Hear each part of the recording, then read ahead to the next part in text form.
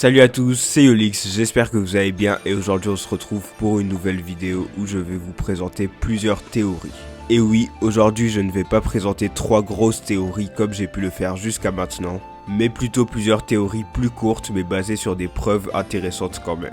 Mais bref, ne perdons pas plus de temps, nous pouvons directement commencer. Juste avant de commencer avec la première théorie de cette vidéo, j'aimerais juste dire que cela va spoiler le manga, donc si vous n'êtes pas au moins au chapitre 390 de l'œuvre, je ne vous conseille pas de rester sur cette vidéo avant de l'avoir fait.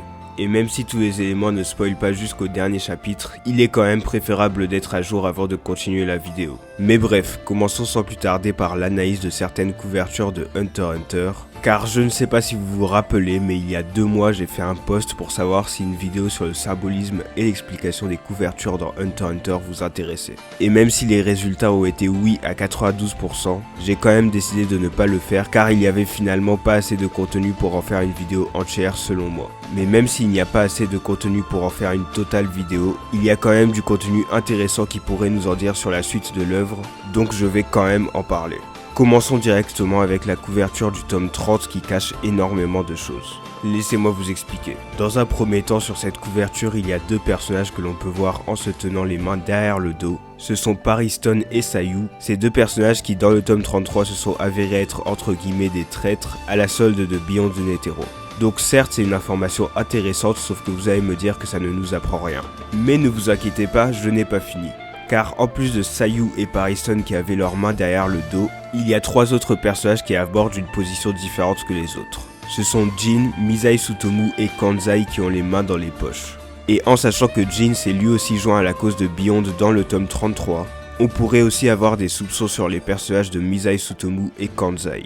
Cette couverture voudrait donc peut-être dire que les personnes avec les mains derrière le dos, qui sont donc Sayu et Pariston, sont celles qui étaient déjà sous contrat avec Beyond Netero lors des événements du tome 30, et donc avant la mort de Isaac Netero, et que les personnages qui ont les mains dans les poches et qui sont donc Jin, Misai Sutomu et Kanzai, sont ceux qui ont rejoint Beyond après les événements du tome 30 et donc après la mort de Isaac Netero. Et si cet argument ne suffit pas à vous dire que Misai Sutomu et Kanzai sont désormais sous la cause de Beyond Netero, ne vous inquiétez pas car je n'ai pas terminé. Commençons par le buff des Zodiacs, Misai Sutomu Nana, dont le nom est un anagramme de Musaito Minasuna, que l'on peut littéralement traduire en français par « ne le considérez pas comme innocent ». Donc son nom pourrait tout simplement être lié au fait que ce soit un crime hunter, mais ça reste quand même très suspect. Et en plus, Misai Sutomu l'a dit lui-même, s'il avait rencontré Beyond bien avant la mission laissée par Netero, il aurait certainement été content de l'aider à accomplir son rêve. Donc cela veut dire qu'en soi, il n'est pas contre l'idéologie de Beyond Netero. Et c'est donc possible qu'il ait secrètement rejoint son groupe après avoir entendu son discours. Je vous conseille donc de garder un œil sur ce personnage, mais passons maintenant à Kanzai dont le nom est aussi un anagramme tout comme Misai Sutomu, mais dans son cas c'est l'anagramme de Keizan qui veut tout simplement dire falsification. Et cela peut indéniablement prendre sens quand l'on voit qu'à chaque fois que l'on parlait de Beyond Netero, il a toujours fait l'inculte en faisant comme s'il ne le connaissait pas. À un moment, Kanzai faisait tellement l'inculte que Kurapika lui a demandé comment il pouvait ignorer autant de choses. Il a aussi eu une réaction très bizarre et agressive lorsque Misai Sutomu a dit qu'il y avait peut-être un allié de Beyond parmi les Zodiacs. Donc si tout cela est vrai, son comportement irait très bien avec l'anagramme de son nom, falsification. Sauf que maintenant vous allez me demander comment ça se fait que lui et Misai Sutomu aient réussi à passer le test de Kurapika. D'ailleurs c'est comme par hasard les 2 personnes qui ont été montrées lors de son test, ça serait ironique que ce soit 2 alliés de Beyond. Mais bref, revenons à la question, comment aurait-il fait pour passer le test de Kurapika qui est censé ne jamais échouer? Eh bien il est possible et cela serait aussi ironique que Kurapika ait répondu à cette question par lui-même sans le savoir. Car dans le chapitre 348, lorsque Kurapika et Misai Sutomu sont en train de faire le test Hunter, pour voir une fois de plus s'il y a des alliés de Beyond dans les candidats, et bien juste après avoir fait les tests, Kurapika stipule qu'il est probable que si le sujet n'a pas conscience de mentir, sa chaîne ne bougera pas. Et en plus de cela, au moment où il demande à Misai Sutomu si c'est possible, on peut voir une goutte de transpiration sur la joue de celui-ci. Il serait donc possible que Misai Sutomu et Kanzai aient tous 2 utilisé la même capacité de Nen pour pouvoir effacer leur propre mémoire au moment des tests de Kurapika. Et en sachant que Misai Sutomu lui-même savait que ces tests allaient avoir lieu, il aurait, grâce à l'aide d'un Nen extérieur, effacer volontairement sa mémoire et celle de Kansai, ce qui expliquerait aussi peut-être toutes les réactions bizarres du tigre des Zodiacs. Et en plus, en sachant que Kansai fait partie des 3 personnes qui doivent surveiller Beyond avec Sayu et Sacho, si cette théorie s'avère vraie, cela voudrait dire que parmi les gardes de Beyond, il y aurait 2 espions à sa solde qui sont Kansai et Sayu. Et ça pourrait donc être eux qui vont le libérer de sa cellule, car je doute que Sacho puisse les battre en 2 contre 1. Mais bref, nous pouvons donc passer à la prochaine théorie qui sera sur le tome 35 de l'œuvre. Ok, donc si la dernière théorie s'avère vraie, on vient de voir comment Yoshihiro Togashi, l'auteur de Hunter x Hunter, peut aller loin avec les sens cachés derrière ses couvertures de tomes. Et cela pourrait être aussi le cas avec le tome 35 qui a l'air anodin aux premiers abords, car oui, on peut juste y voir Kurapika, les 14 princes de Kakin qui sont impliqués dans la guerre de succession, Nazubi Oikoro, le roi actuel, ainsi que Oito, la mère de Wobble, qui est le 14e prince et donc celui que Kurapika protège. Mais bref, cette couverture cache sûrement quelque chose de plus intéressant, qui est la révélation des princes qui vont mourir et de ceux qui vont survivre. Laissez-moi vous expliquer. Bon, commençons déjà par dire qu'à gauche de l'urne, on peut voir les princes de nombre pair, tandis que ceux de nombre impair sont à droite. Donc cela n'a aucune influence sur quoi que ce soit, mais je trouvais ça quand même sympa de le dire. Ce qui est intéressant dans cette couverture, c'est l'endroit où Kurapika pointe son index. Car oui, même des choses anodines comme celle-ci peuvent s'avérer cruciales. On peut voir que l'index de Kurapika est pointé vers la partie droite des princes et que jusqu'à maintenant, aucun prince qui est de ce côté n'est encore mort. Tandis que de l'autre côté, qui est donc celui des princes pairs et qui n'est pas pointé par l'index de Kurapika, on peut voir qu'il y a le 12e prince Momoz, le 10e prince Kacho et le 8e prince Salé qui sont déjà morts. Et donc à partir de cela, je pense que vous avez compris, selon moi, les princes qui sont pointés par l'index de Kurapika et donc ceux du côté droit sont voués à survivre à la guerre de succession, tandis que ceux du côté gauche sont voués à mourir. La prochaine sur la liste serait donc le 6e prince Taizon, et Tsirenich serait donc aussi voué à mourir dans cet arc, probablement des mains de Kurapika ou de l'un de ses alliés. Et donc là, la question que vous allez me poser, c'est qu'en est-il de Kurapika et Nazubi Oikoro qui se trouvent au centre de la couverture? Mais je suis désolé car je ne vais pas répondre à cette question pour l'instant, je vais garder ça pour la suite de la vidéo car je vais rajouter d'autres informations à mes arguments. Il est donc temps de passer à la couverture du tome 36 car il y a aussi beaucoup de choses à dire dessus. Donc pour la couverture du tome 36, je vais passer un peu plus rapidement dessus. Dans le tome 36, Togashi a dessiné une bouche au bout de la jaquette ainsi qu'un message où il a écrit « Spoiler ».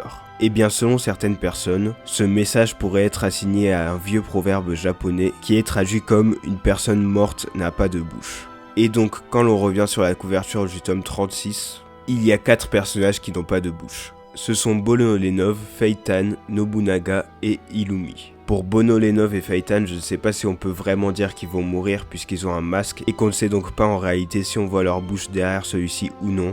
Mais en tout cas, si ce n'est pas le cas, cela pourrait appuyer ma théorie comme quoi Killua tuerait Feitan. Ensuite, il y a Nobunaga. Donc personnellement, si cela doit arriver, je pense que ça va arriver bientôt parce qu'il a vraiment beaucoup trop d'apparitions en ce moment et souvent, quand un personnage apparaît beaucoup, c'est qu'il va mourir bientôt. Et pour finir, Illumi, personnellement je pense que c'est possible puisqu'il est sur le bateau comme tous les autres membres de la brigade fantôme, mais pour l'instant on n'en sait pas plus. Sauf qu'il faut vraiment prendre cette information avec de grosses pincettes, car le fait qu'il n'ait pas de bouche pourrait aussi être tout simplement une métaphore au fait qu'il cache un secret, et donc dans ce cas-là pour Illumi ça m'étonnerait pas, il a l'air de cacher beaucoup de choses. Mais par contre si cela s'avère être vrai, je ne sais vraiment pas ce que Nobunaga aurait à cacher. Mais bref, nous pouvons passer à la prochaine théorie.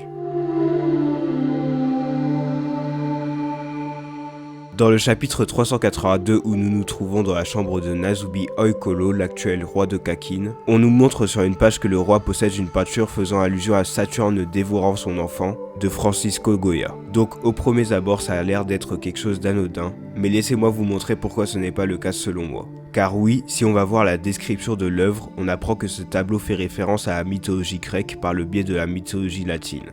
Et ce tableau illustre un titan nommé Chronos qui dévore chacun de ses enfants à leur naissance pour éviter que ne s'accomplisse la prédiction selon laquelle il serait détrôné par l'un de ses fils. Et oui, je pense que la présence de ce tableau dans la chambre de Nazubi Oikoro n'a rien d'anodin. Et cette situation m'a vraiment fait penser à celle de la guerre de succession.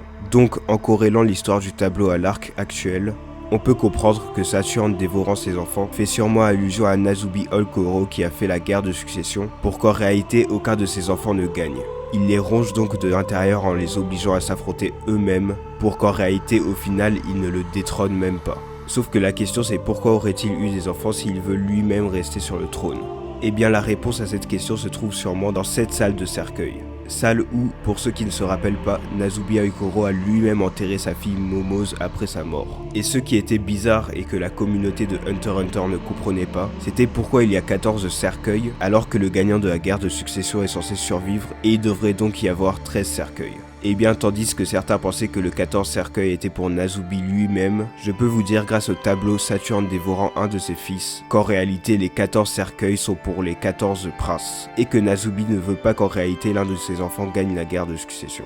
Mais là vous allez me dire que je n'ai toujours pas répondu à la question, pourquoi Nasubi a eu 14 enfants s'il ne veut pas se faire détrôner? Selon moi, la réponse à cette question se trouve aussi dans cette salle de cercueil. Car oui, on peut voir que le sol et les murs de cette salle sont pleins de formes linéaires bizarres. Sauf que l'on retrouve aussi ces formes à Grid Island, ou encore sur les menottes de Beyond Netero. Donc personnellement je pense que ces formes symbolisent des incantations de Nen, et que la mort des 14 princes et leur insertion dans ces cercueils sera sûrement la condition à un phénomène de Nen incroyable que Nasubi Olkoro prévoit depuis très longtemps. Malheureusement je ne peux pas savoir c'est quoi car manque d'informations, mais au moins je peux vous dire que selon moi le but de Nasubi est de laisser ses enfants s'entretuer pour qu'au final il n'en reste plus et qu'il gagne donc la guerre de succession lui-même. Et on peut donc corréler cette théorie à celle que j'ai pu faire sur la chute du Black Whale et le fait que Nasubi l'ait orchestré lui-même, et bien ça irait encore plus loin car il serait possible que toute la guerre de succession ait été orchestrée par Nasubi, dans le but d'être le seul survivant et d'utiliser le cadavre de ses enfants pour satisfaire une condition de Nen encore inconnue. Mais bref, pour revenir sur sa position dans le tome 35, puisqu'il n'est ni à gauche ni à droite, je ne sais pas si cela veut dire qu'il va mourir ou non, cela veut peut-être dire qu'il aura un Nen post-mortem ou quelque chose du genre. Ce qui est en tout cas mon avis pour Kurapika. Pour moi, Kurapika est au centre de cette couverture, donc ni à gauche du côté des gens qui vont mourir, ni à droite du côté de ceux qui vont survivre,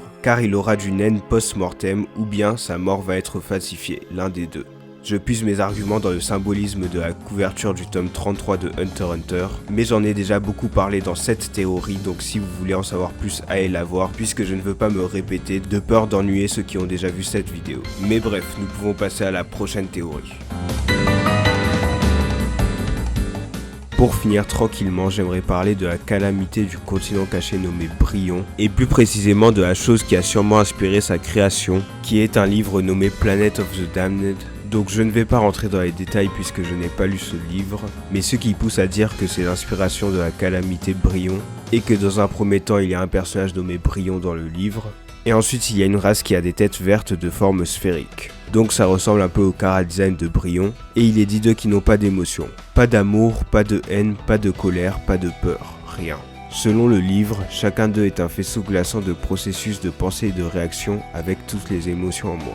Bref, personnellement je n'en sais pas plus sur le livre donc je n'en dirai pas plus, mais je laisse un petit lien dans la description pour ceux que ça intéresse. Mais ça reste quand même intéressant de savoir que Bryon pourrait être une entité humanoïde qui n'a aucune émotion. Surtout que l'on apprend grâce à Steiner que c'est vers cette calamité que l'humanité a l'air de se diriger. Mais bon, c'est la fin de cette vidéo, vous pouvez commenter votre avis à propos des théories que vous voulez, mettre un like si vous avez aimé la vidéo et vous abonner si vous voulez plus de vidéos de ce genre. Salut à tous!